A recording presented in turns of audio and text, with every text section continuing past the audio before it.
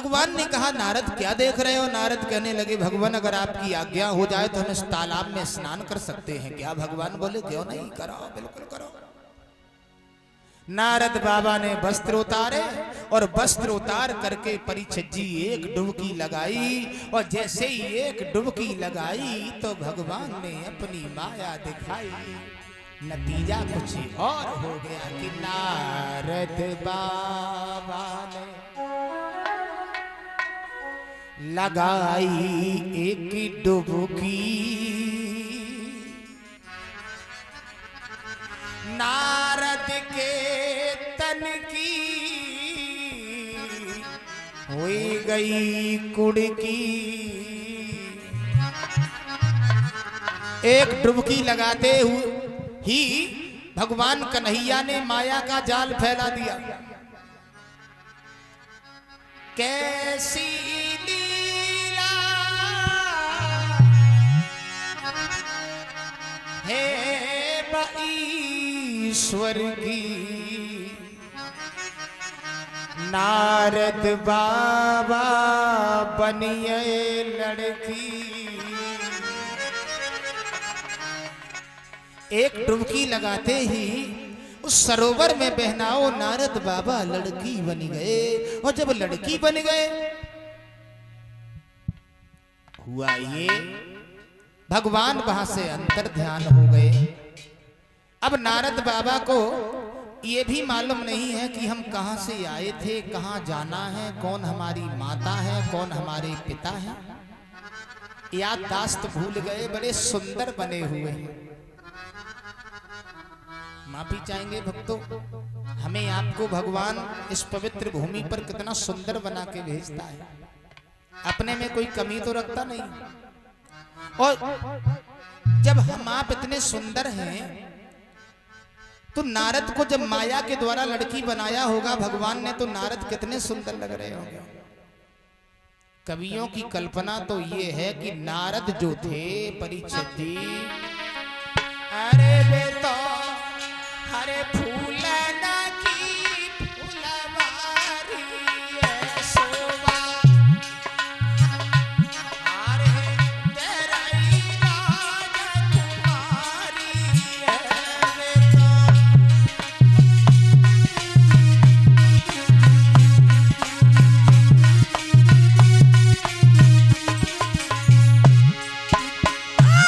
बेटा फूल ना की फुलवारी है शोभा, और तेरा इलाज तुम्हारी है।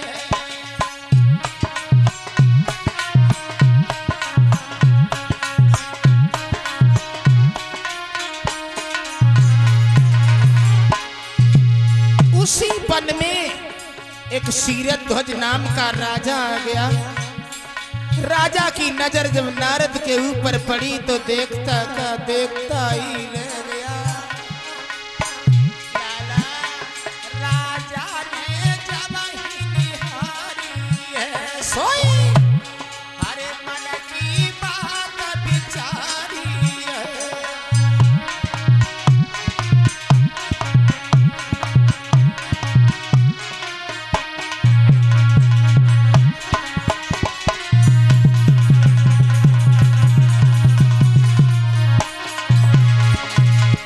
वो राजा सोचने लगा नहीं ये लड़की देखने में बहुत सुंदर है, जिंदगी में हमने इतनी सुंदर लड़की पहली बार देखी। अगर हमारा विवाह इसके साथ हो जाता तो जिंदगी में 4 चांद लग जाते। देखता का देखता ही रह गया। अंत में वो राजा नारद से बोला, क्या बोला?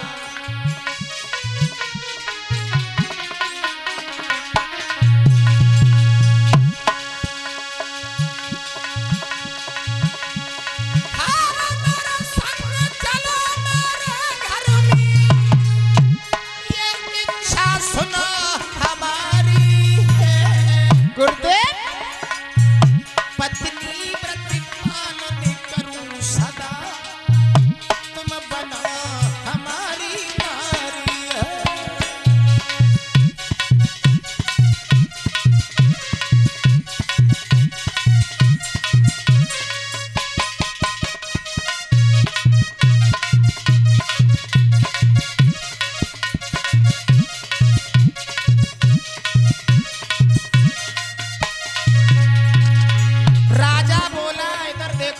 मत देखो, समझ गए?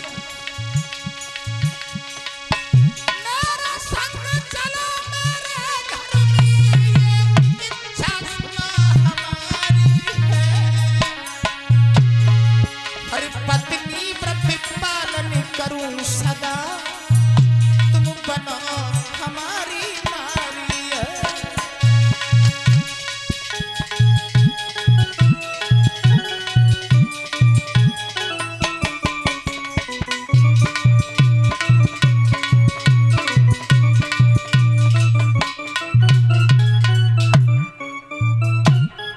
देव ऋषि नारद बाबा को निहार करके वो राजा बोला, देखिए तुम्हारे कितना सुंदर हमने इस दुनिया में कोई नहीं देखा। तुम हमारी स्त्री बन जाओ, हमारे साथ विवाह कर लीजिएगा, और अगर तुमने हमारे साथ विवाह नहीं किया तो मैं मर जाऊंगा। देव ऋषि नारद बोले, मारो नहीं, हम तुम्हारे साथ शादी करेंगे, और हमें भी कहीं ना कहीं तो शादी करके जाना ही जाना है, या हमारा है कौन। तो परीक्षित जी देव ऋषि नारद का और शीरध्वज नाम के राजा का उसी वन में गंधर्व विवाह हुआ।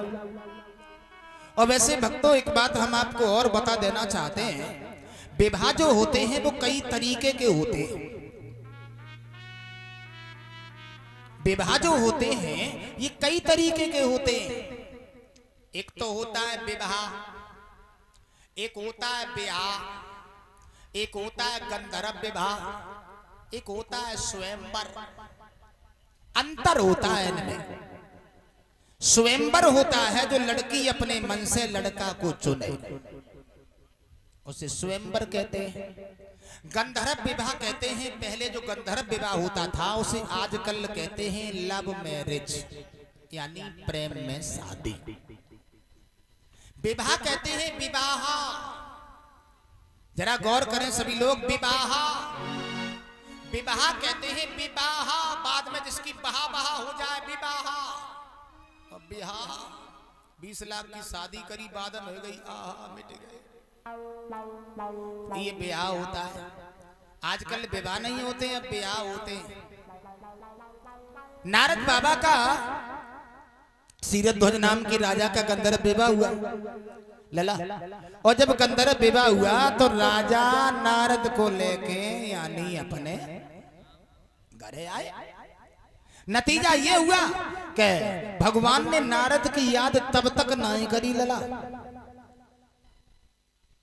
विमल, तब तक ना याद करी नारद की भगवान ने कि जितने बच्चा सुअरिया के हते उतने ही बच्चा नारद के गर्भ से जब तक पैदा नहीं हो गए। 12 लड़का पैदा हुए नारद के गर्भ से। भगवान ने विचार करके देखा है, अब हम देखते हैं नारद को बच्चे प्यारे हैं या नहीं है। अगर प्यारे होंगे तो नारद की शंका हम दूर करके आएंगे, और नहीं प्यारे होंगे तो उसमें से एक बच्चा हम अपने पास ले आएंगे। जल्दी है भगवान, झटका लगा दिमाग में, अगर ऐसे ही जाते हैं तो हमें नारद कहीं पहचान न ले। तो भगवान ने अपना भेष बदल लिया। महाराज जी भेष कैसा बनाया, यानी साधु बन गए, संत बने गए। कैसे बने, नतीजा ये हुआ कि तन परिवो पीतांबर न रहा, यानी भगवान कन्हैया पीतांबर के बदले कि तन परिवो पीतांबर न रहा, पीतांबर के बदले छोटा सा एक पीला कंबल है।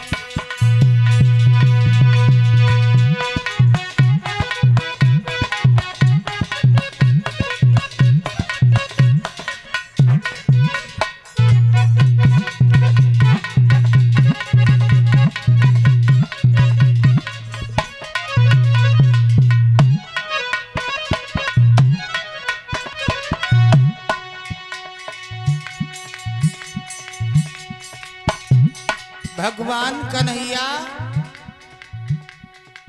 महात्मा बने, महात्मा। पीतांबर के बदले एक छोटा सा कंबल ले लिया भगवान ने परीक्षित जी।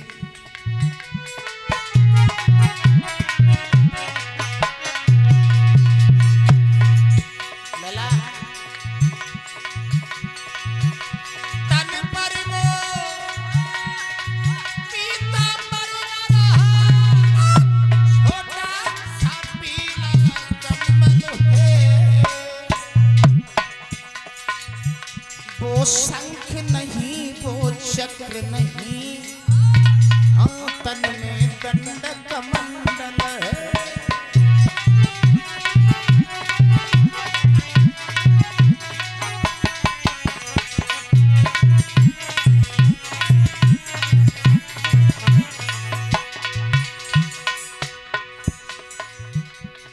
शंख चक्र गधा पद्म के बदले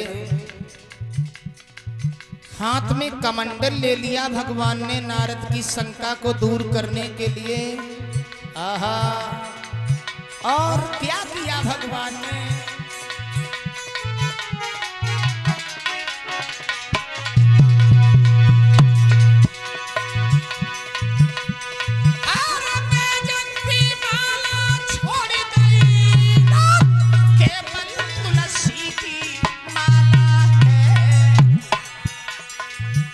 ब्रह्मांड दबाने वाले के और तभी रही बगल मृग छाला है।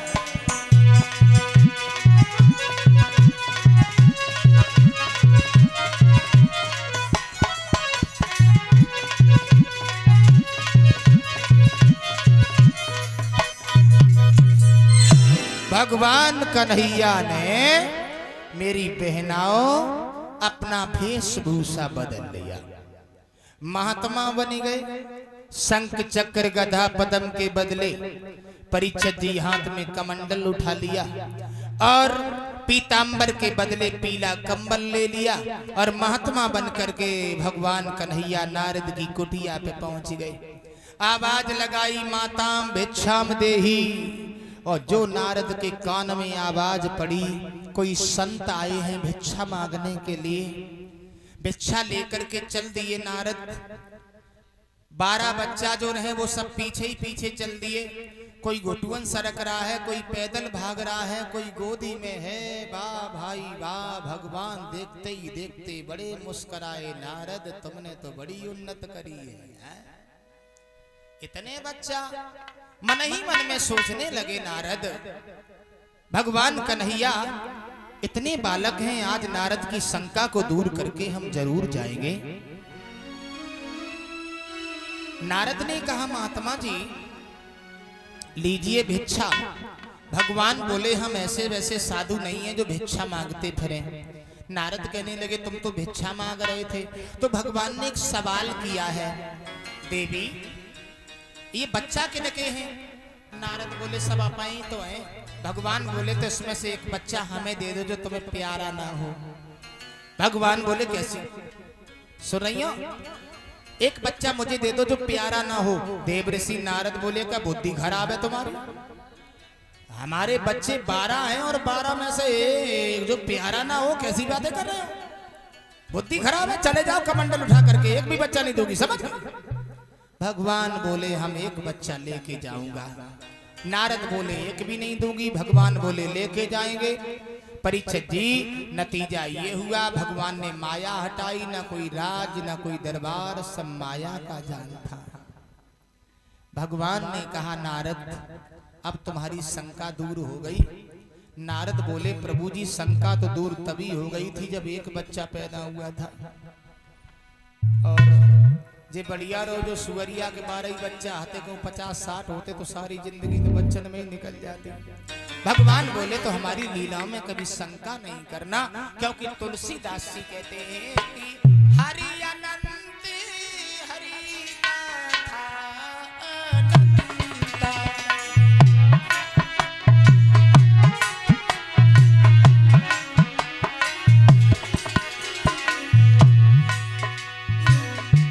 तुलसीदास जी कहते हैं भगवान की लीलाओं में कभी शंका नहीं करना प्यारे।